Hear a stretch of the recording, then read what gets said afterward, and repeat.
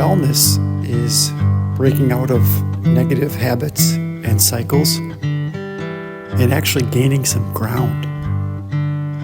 What it's not is defaulting to old behaviors or old reactions that cause you to have to get back to ground zero.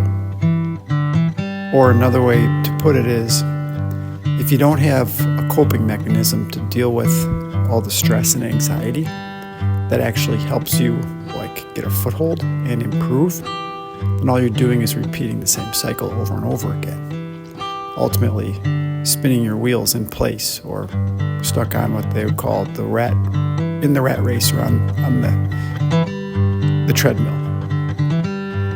What I'm offering is a way, if you like guitar, to learn basic guitar, to strum basic guitar, and then to relieve that stress so that you're not repeating the same thing over and over and over again. Here's how you do it.